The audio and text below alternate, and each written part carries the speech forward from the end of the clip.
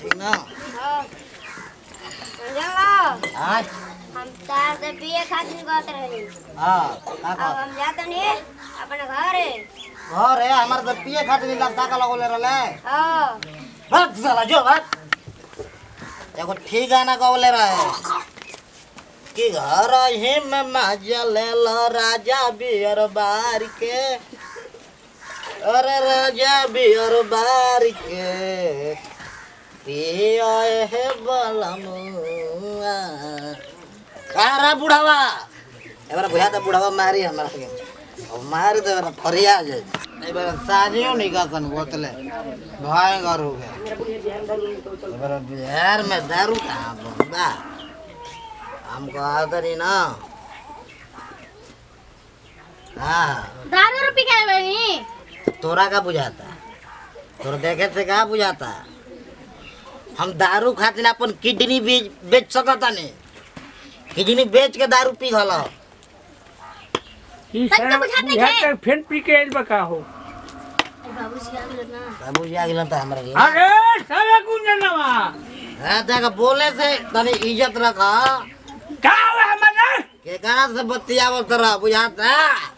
अरे साला फेन पिए ले बजा का रे मार के बरात कर दे चले को बरात कर दे अरे चली घरे अरे बात बात अरे बात तू अरे चला बात बुढ़ा अरे चला बेटी चला का पर पटा का पर मुआ दे तो चलो चला कहीं का चला बाबूजी तो मार दे यहाँ पे क्या गुटा तार मार के तू बोल कर घर अरे बुढ़ावा देखा मार दे फाड़ दे बेटी चलो मारो तोरा अरे तेरा बोल जा अरे तेरा चला बिना घरे हमारे के बर्बाद नहीं रहो हमारा तेरे है का चला का चला हट तू हट नहीं हट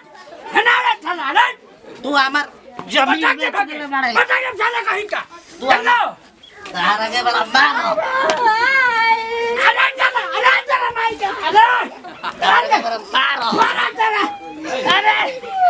तेरा अरे हमारा कहीं ना कहीं दे बोल बिठा लो अरे तेरा बोल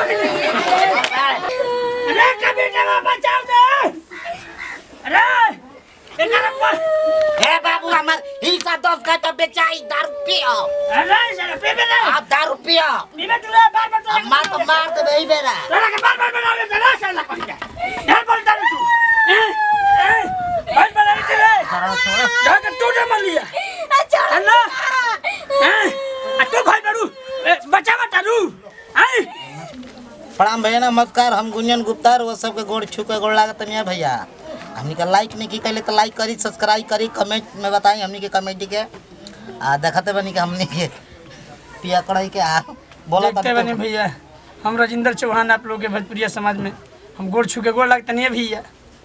देखते बनी हमार लड़का हमें क्या करो पी के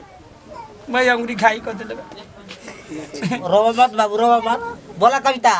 नमस्कार प्रणाम हम कविता कुमारी आप सबके प्रणाम करते नहीं अगर हमने के वीडियो अच्छा लगे तो लाइक करी जाओ सब्सक्राइब करी जाओ बेल आइकन घंटी के दबाई जाओ और कमेंट में बताई जाओ जरूर कि कैसन लागल नहीं तो दारू पी के अबे के लहाना बूढ़ो के संगे संगे हमरो के पिटवा देला हन तो रउआ सब ऐसे दारू पी के मत करी जा और नहीं मेहरारू के मरवाई जा